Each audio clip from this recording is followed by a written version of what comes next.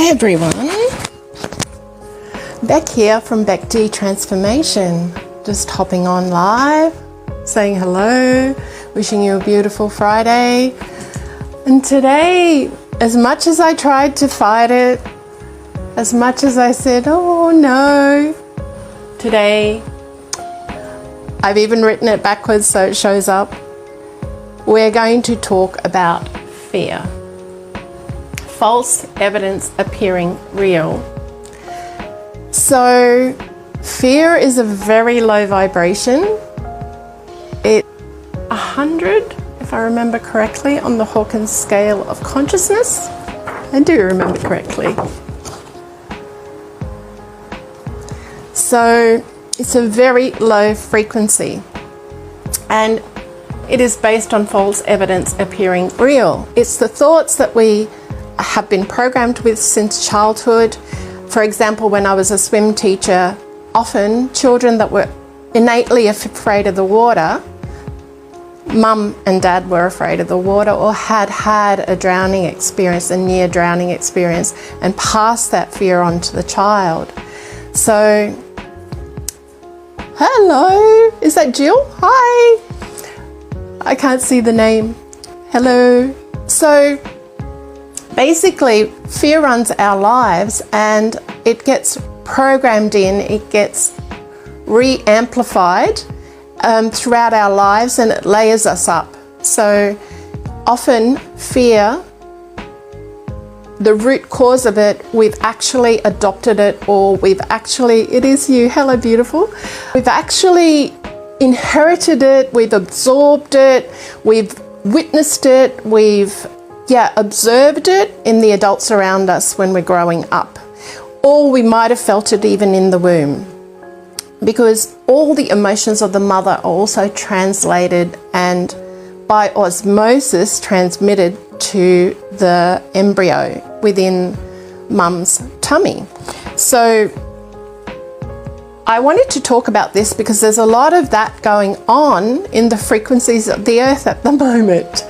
And so I felt guided to say that rather than entertaining fear, the false evidence appearing real, based on what somebody else is communicating, what somebody else is presenting, it's often really good to go within and ask ourselves, is this thought, this feeling, this emotion, is it useful? Is it contributing to me? Is it building my frequency? Is it raising my frequency? And of course it doesn't. It keeps us in that low frequency state. So when it pertains to health, mental health, emotional health, physical health, often we will be told something. I saw it when I was nursing a lot. People were told or given a diagnosis, and it created fear in their body. And I saw two approaches throughout my nursing career. Some people would take that diagnosis, which is a spell really, they're spell casting you, they're creating a contract with you, and they want you to believe what they're saying. So some people would take that, believe it, and that would become real for them. And the outcome would become real for them in their bodies as well. Some people would take it, and some people would go, well, how do I change it? And they would do all the things, and they would look at their lives and they would change the things that got them there to that place. So last week I was talking about my victim thinking. When I realized that my body wasn't healing, no matter how much physical stuff I was doing, the exercise, moving it, making sure I was eating clean, making sure I was looking after everything physically, taking probiotics, you know, doing all the physical things, and yet my symptoms were not leaving me. And I realized, oh, it's my emotions, it's my mind that I have to change, which is difficult when you've run certain programs and certain patterns for a very long time. So basically, I was changing my terrain so that my internal terrain, my physical terrain. But when I started looking at my emotions and my thought patterns and the way that I was thinking about my body, about the disease, about how focused I was on the pain I was experiencing, on the fatigue I was experiencing, and I started to change it, and I started to speak into that and say, body, you're healing. Body, you're strong. Body, you're amazing. You have survived so much. You've taken me through so much, body. And look at me now. I am healing you. I am healing you. I am healing you. With every thought, with every action, I was taking actions, believing I was healing my body. And it took time. This stuff does take time. It's not a magic pill. But it also doesn't have the side effects the magic pills have. And it's permanent. Once the change and the shift, once we can calibrate our brain, recalibrate our nervous system, and regulate our nervous system through meditation, through breath work, through being with ourselves, being honest with ourselves, sitting with ourselves, and looking at all those areas, all those thought patterns, all those programs, all those emotions that do not align with our highest good, we can start to clean house. Because often a lot of the emotions we're entertaining, a lot of the thoughts we're entertaining aren't even real. They're based on an old memory, and we can't trust our memories. We have to really bring ourselves into the present moment and make our choices from the present moment. When we start making choices from the past, we recreate the past, because our thoughts create our reality. So I was recreating all my pain, all my discomfort, all my lack of joy, all my lack of abundance from the past pains, from the past experiences I was talking about. The past, and I was really re-engineering my body from the past. And when I started to shift, and when I started to speak to my body from the present and from the future, because what I was desiring was a healthy, strong body, I had to call that in. I literally had to call that in by putting out the frequency and the vibration of what I was desiring, and actually call that in. And so repetition, it takes repetition, because we have to build this new neural pathway I was talking about last week. We have to build this new way of thinking, this new way of being, so that it becomes a permanent thing, so that we can function now from our new neural pathway. So it's really good whenever we feel fearful to sit with ourselves and to ask, is it even real? Is it mine, or is it somebody else's? Am I picking it up from other people, or have I picked it up from other people? Am I behaving in a way my parents used to behave? Am I behaving in a way I observed as a child and I thought that was the way to be in the world? Yeah, my worry habit was born. I realized I was just sitting with this morning when I was directed to speak about fear. I was sitting with it and going, well, where was my fear? Because I used to suffer a lot of fear, a lot of anxiety, a lot of worry. My head was always so full. And so I would try and control situations to the best of my ability so that nothing unplanned came up, because I didn't know how to respond when something was unplanned or out of my hands. So that made me a control freak, but I never recognized it because I saw it so blatantly in others, presented and projected it on others, but couldn't see it in myself. It was my anxiety that was causing me to try and control everything, to know everything, to plan for every contingency so that I was prepared. Sitting with a fear, because most disease has a seed of fear in it. And sometimes the seed of fear is planted from the outside. Sometimes it's been planted a long time ago from the inside. We've adopted it as a belief system. We've adopted it as a way to be. We've adopted it from things we've read or things we've heard.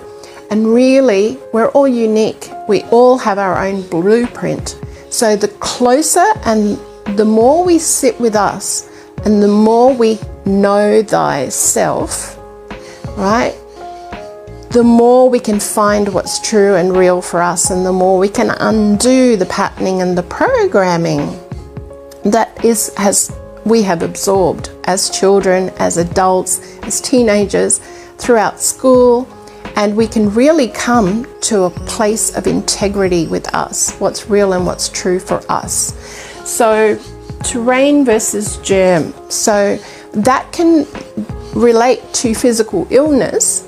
It can also relate to the mind. So when our mind is cluttered, when our mind is busy, when our mind is fearful, our terrain is really impeded. We cannot be mentally healthy because our terrain is very messed up with clutter, with busyness, with worry, with anxiety, with thoughts of things that aren't real, false evidence appearing real that we regurgitate and regurgitate and regurgitate and think about. And what we really need to do is change our terrain, and that goes with physical illness too.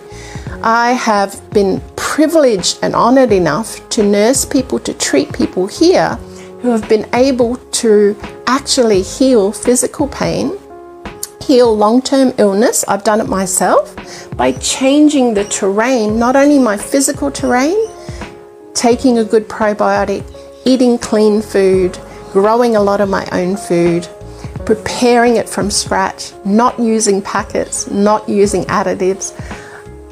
However, my mind, I also looked at the terrain of my mind. And so those higher frequencies that we talk about, so whenever I'm feeling a lower frequency, it's not that I don't feel it, I'm human. I recognize it and I sit with it and I ask myself now, I go to my terrain, rather than being influenced by something on the outside influencing me, I go to my terrain, my mental and emotional terrain, and I ask myself, does this serve me? Is this even useful for me? Where did I get it? When did I adopt it? And can I just let it go now? And that's the beauty of meditation.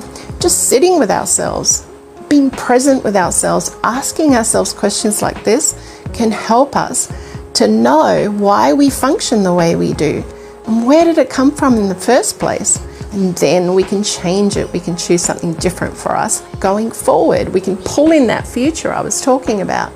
And you know, it might be a financial future that you want to draw near to you. Well, if it's a abundant financial future, you can't be worrying about the bills. You have to sit in your root chakra and you have to know you're okay and you're going to get looked after.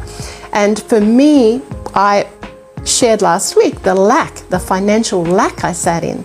But I had to in order to change that, I actually started looking at how money always showed up when I needed it, how there was always enough, it always worked out. And what if I started thinking like that? How much more abundance would I create?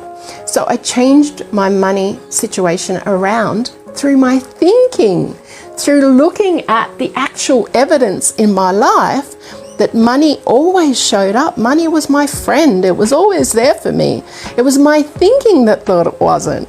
But in reality, in fact, when I examined my life, the evidence was overwhelming that money loved me and I loved money. I always had enough. It always showed up when I needed it, by miraculous ways sometimes. So this is the thing. When we start to look at the evidence in our lives, our fruit, the fruit in our lives, I talked about that last week. Repetitive experiences, things happening over and over again. On the positive, yes, we celebrate that. Yes. On the negative, we sit with that. We look at the evidence of it. Was I entertaining negative thoughts? Is this a lesson I need to learn? Is this a lesson that keeps coming because I haven't learned it yet? How can I do things differently so I can learn the lesson that's being presented over and over again, and I can change it? I can actually learn from it, I can grow from it, and my soul can celebrate that I don't have to go through that experience again, because I've learnt from it. I've changed the way I think, the way I feel, the way I respond, or I've changed my actions.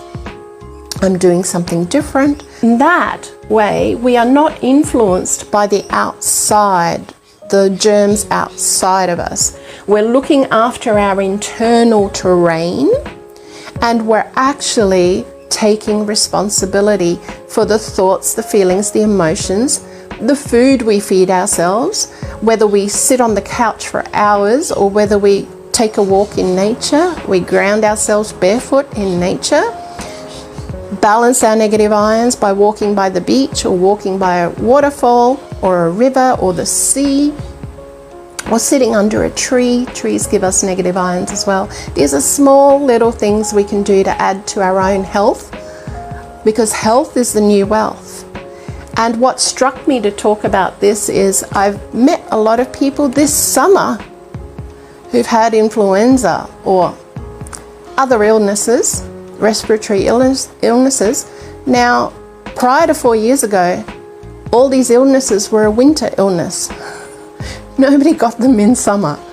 So it got me to thinking about people's immune systems. Where are they? What are they thinking? You know, what are they eating? Don't they know about probiotics? Don't they know what a healthy immune system looks like? To actually maintain that, but also the thought patterns that drive people. So, you know, for example, sitting in a plane where everyone's sniffling, I would just think, oh, those poor people that have really bad immune systems, thank goodness mine is robust. I'm not affected by any of it. Another person sitting beside me or two rows down might be thinking, oh my goodness, everyone's sick, I'm going to catch that. Guess what? Our thoughts create our reality. So I walk away totally healthy, not affected at all by what's outside me, because my terrain is healthy, my internal terrain, the way I think about my immune system is healthy. The other person is affected by the outside, and their inner terrain is super unhealthy because they don't believe in their own immune system. The thoughts create the reality. So when we think about catching something from someone else, we're actually creating it. We're actually calling it in. We are frequency, we are vibration, and we attract to us like frequency. So I feel like the download is finishing. I'm going to leave it there. So what about if you sit with you, what about you start looking at the evidence in your life and you start changing your terrain so that you're not influenced by the outside and what's going on the outside. Because when we're influenced by the outside becomes our reality. When we're influenced by our own terrain and we work on maintaining our own terrain, mental, emotional, physical, we keep ourselves healthy, we keep ourselves robust, and false evidence appearing real has no power over us. That low frequency of 100 of fear has no power of us. It doesn't mean that we don't feel it. We may feel it at times, but that's when we can go into the terrain and ask, where does it come from? Why am I feeling it? What's the purpose in it? Is it real? Is it true? And what can I do about it? How can I change it? So they're very powerful questions to ask, and I hope this empowers you to approach your winter, because winter is coming. If people don't have healthy immune systems, it's going to be a torrid winter for them. Approach your terrain, physical, emotional, mental, the thoughts you entertain, asking yourself, is it even real? Does this serve me? Is it useful? Is this thought mine or somebody else's? Did I pick it up from someone else? So when we work hard, it's worth it. Health is the new wealth. Health is going to separate people this year. When we work on our terrain, our physical, our emotional, our mental terrain, we are immune to things outside us. So I'll leave it there. I wish you a beautiful day. The sun is shining in my part of the world. I'm so grateful.